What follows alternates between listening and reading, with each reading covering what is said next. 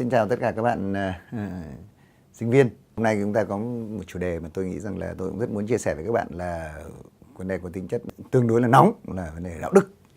Nếu mà các bạn để ý trên báo chí thì bây giờ là khắp nơi luôn luôn có rất nhiều vấn đề đạo đức. Ví dụ nếu mà là đạo đức thì có hay nói chuyện là đạo đức kinh doanh, thì cái đấy thì mọi người hiểu đây là làm ăn thì không được lừa đảo đấy. Hoặc là chuyên môn thì hay nói với đạo đức của bác sĩ thì nó gọi là y đức. Thế nhưng mà một người làm công nghệ thông tin chẳng hạn như thì có cần phải có đạo đức không? Mà nó là cái gì? Trước khi các em ra một quyết định gì đó thì các em có một cái chuẩn mực nào đó về đạo đức để mà suy nghĩ, đắn đo trước khi mình ra quyết định. Trong trường thì nó rất những cái quyết định mà liên quan đến đạo đức thì cá nhân tôi hay nghĩ đến chuyện là khi làm bài thi. Mình thì cũng không nhớ lắm. Quên rồi, nhưng mà lại có ông bạn ông ấy không nhớ. Thì không biết là ví dụ mình hỏi ông bạn ấy, quay sang hỏi bạn hoặc chép của bạn thì có vi phạm cái quy luật đạo đức gì không? Thì dựa trên nếu đấy thì Vâng, nếu mà xét về quy tắc đạo đức hay các nguyên lý đạo đức thì cái việc hỏi bạn thực ra nó cũng rất là khó để có thể quyết định rằng là nó vi phạm hay không vi phạm.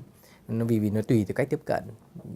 Ví dụ như cách tiếp cận theo người ta gọi là vị lợi thì cái hành vi đấy nó không hề vi phạm, nó hợp lý. Rất có lợi. Vâng, nó có lợi cho bản thân. Vâng. Điểm thì lên còn nếu mà theo cách tiếp cận công bằng thì như thế là mình vi phạm. Vâng. Như vậy là có bao nhiêu cách tiếp cận rồi? Về cơ bản thì người ta có thống kê tổng hợp lại khoảng 4 cách tiếp cận. Như vậy là có 4 cách tiếp cận khác nhau và có thể theo cách này là đúng, mà cách kia thì lại không đúng. Bây giờ muốn hỏi các bạn sinh viên một chút là tình huống như là buổi sáng thì là mình đến cơ quan và ông bạn mình thì thân thì ông ấy chắc là ngủ muộn thôi, cũng chẳng có tội tình gì đâu, nhưng mà ông ấy sẽ gọi điện đến ông ấy hỏi rằng bây giờ là tao đến muộn. Thì rất nhiều tổ chức mà em đến muộn sẽ là bị ghi phạt là muộn. Thì nhờ ông này đến hiểu như là điểm danh hộ. Thì lớp học cũng có cái vấn đề đấy đúng không? Nhưng lớp học thì thường nó phải đứng lên thì nó lộ mất. Từ kia ra cái quẹt tẻ thôi thì không lộ. Thì không biết là ông nào mà quẹt thật. Thì cái câu hỏi nó rất đơn giản thôi, là nếu ông bạn gọi đến nhờ thì có làm không? Thì cái này là đấy, thì một cái câu hỏi là làm hay không làm, và tại sao lại làm, tại sao lại không làm?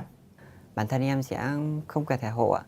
Tại vì theo quan điểm cá nhân em thì cái này liên quan đến lợi ích cá nhân của mỗi từng người ạ. Nó tức là nếu mà làm như thế thì những người khác họ đi đúng giờ họ sẽ bị mất quyền lợi ạ. Em nghĩ là em sẽ có giúp đồng nghiệp của mình. Tại vì là nếu như mà tại vì đấy chỉ là công việc hàng ngày thì nếu mà có trễ một chút thì em nghĩ là em sẽ điểm danh hộ. Theo em thì cũng tùy từng trường hợp ạ. Nó còn căn cứ vào cái mức độ quan trọng của công việc. Công ty FPT phần mềm ấy thì như cái trường hợp như của anh vừa nói ra thì gặp thường xuyên. Vậy thì làm thế nào? Vậy hành xử như thế nào? Vâng, cái việc mà nhân viên đi muộn thì bị thường xuyên quẹt thẻ hộ. Vâng, trước đây là như vậy. Nhân viên đi muộn thì sao? Bị trừ 20.000. Rồi. Vâng, bây giờ thì thay lại thôi. Công ty ra quy định nếu quẹt thẻ hộ nhau trừ 1 triệu. Vậy là nếu quan điểm lợi ích như của anh vừa nói thì sẽ cân bằng xem 1 triệu với 20.000 thì làm việc nào? Nếu thôi thà đi muộn, thôi quẹt thẻ muộn mất có 20.000 thôi. Còn nếu bây giờ nhờ mà bị phát hiện ra là mất ai bị phạt, cái thằng quẹt phạt hay cả nhờ? Phạt cả hai luôn. Đấy, phạt cả hai luôn anh. Là cả ông phạt thành quy định luôn. Tức là cả ông nhờ lẫn ông quẹt đều bị trừ tiền. Vâng. Nhưng mà làm sao biết được? Dạ vâng, thì có cái tình huống thế này thôi. Việc đấy là việc kỹ thuật mà phải xử lý. Có việc như này, nếu cứ gặp cái trường hợp hai thẻ quẹt rất gần nhau, đưa ra những yếu tố là nghi ngờ. Trường hợp thứ hai, sử dụng hệ thống camera đánh dấu. Camera có một người thôi mà sử dụng 2 lần quẹt cùng một lúc, thế là thôi đã bắt chính xác rồi. Và FPT bắt trường hợp đấy nhiều rồi. Mục tiêu mà tôi nghĩ rằng là chúng ta phải đưa cái môn này vào học, bởi vì là cái ngành công nghệ thông tin bây giờ nó đang có những cái, nó gọi là gì nhỉ, những cái ảnh hưởng to lớn đến xã hội, những kiểu như mạng xã hội là một sản phẩm ngành công nghệ thông tin thì nó ảnh hưởng to lớn.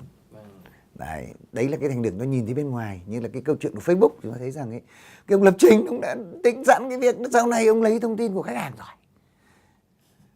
Tức là ông cái quá trình, nếu mà coi đấy là một hành động phi đạo đức thì nó đã bắt đầu từ khi ông thiết kế nó, chứ không phải là về sau cái người dùng họ lợi dụng, không phải nó để chỗ cho người ta lợi dụng. Thế thì những cái chuẩn mực đấy, mình viết một cái chương trình có thể gây ảnh hưởng to lớn đến người khác. Mục tiêu của môn là các bạn ấy cân nhắc, nếu các bạn ở vị trí những cái việc cá nhân của mình thì cân nhắc trước khi ra một cái quyết định. Trong đó quyết định có thể phê phán người khác chứ không phải là quyết định của mình. Thứ hai, nếu bạn là một vị trí quan trọng trong tổ chức thì bạn phải nghĩ ngay đến cái chuyện là phải viết nó ra.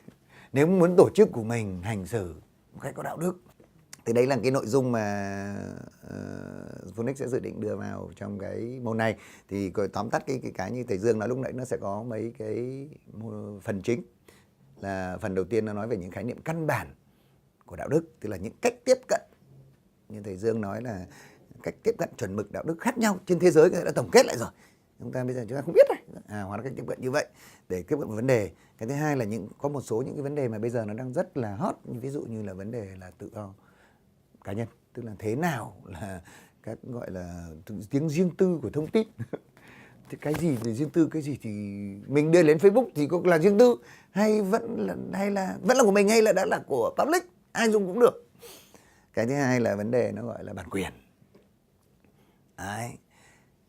Cái thứ ba là những cái vấn đề mà chúng ta cũng thường nghe rất nhiều là hacker rồi là những cái tội phạm trên mạng.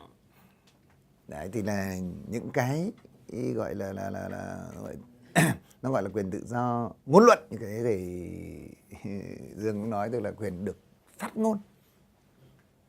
Thì nó bị hạn chế đến đâu, đến như thế nào? Thì những cái đấy thì cũng là những cái khái niệm căn bản mà trong lý luận thì người ta đã nói. Và đặc biệt ở một nước mà những vấn đề được luật hóa rất nhiều, đấy là Mỹ. Mỹ là một nước những cái vấn đề được luật hóa rất là nhiều. Chúng ta có thể tham khảo. Và quan trọng nhất ấy, là chúng ta phải dựa vào những cái thực tế thật. Vì sao có thể Minh ở đây? Vì là những cái bài toán đấy, những cái tình huống đấy đã từng xảy ra ở cái software. Và họ đã gọi là hành xử thế nào để ngăn chặn những việc nó không lặp lại. Tức là chúng ta có một lỗi lần thì không bị lặp lại. Và thầy Minh cũng sẽ cung cấp cho các em những cái chi tiết quy định trong ngành về gọi là an toàn thông tin trong công ty phần mềm FPT. Cái này cũng rất có lợi vì sau này các em nếu đi làm ở công ty phần mềm FPT thì chắc chắn các em phải học những cái đấy. Còn nếu không làm thì cũng rất mong muốn là các em mang cái kinh nghiệm đấy, đề nghị các công ty khác cũng phải viết ra một cái tương tự. Thì cái này nó có lợi ích cho chung với tất cả mọi người. Cách dạy của trường của cái môn này ấy, thì là chúng ta sẽ có cuộc tranh luận thường xuyên, vì như thầy Dương nói là nó không có đúng sai. Tức là ông này thì đúng, thế kia là sai. Đây là một cái hình thức quan trọng nhất của cái này là chúng ta sẽ trao đổi với nhau. Và thậm chí các bài assignment tức là cũng dưới một hình thức trao đổi. Tức là em đưa ra quan điểm của mình và các em giải thích tại sao các em ra quyết định đấy. Và thầy sẽ chấm dựa trên cái giải thích của em, chứ không phải là dựa trên là nó không hợp với thầy. Thì cái cách này như vậy mà chúng ta sẽ tổ chức những cuộc trao đổi thường xuyên đến ngày đến giờ đấy, chúng ta nêu các vấn đề, chúng ta tranh luận xem thực sự là nó thế nào là đúng, thế nào là sai. Và môn này thì nó dựa trên một cái bài ý tưởng chính là dựa trên một bài giảng rất nổi tiếng ở trên internet của giáo sư Sandon, nó gọi là đúng hay sai. Thì các bạn có thể Google cái quyển sách đấy ở trên mạng, cái bài phát biểu đấy ở trên mạng, các bạn có thể mua quyển sách đấy. Nó là gì cái tiếng Việt? Đúng hay sai, gọi là justice, công lý, đúng hay sai. Thì bên phòng đào tạo cũng có thể sẽ giúp các bạn sinh viên là nếu mà không mua thì phòng đào tạo có thể mua, và các bạn có thể đến nhận ở phòng đào tạo để mà chúng ta có một cái cơ sở chung để mà chúng ta cũng cùng trao đổi. Xin cảm ơn tất cả mọi người. Cảm ơn thầy Minh, cảm ơn thầy Dương.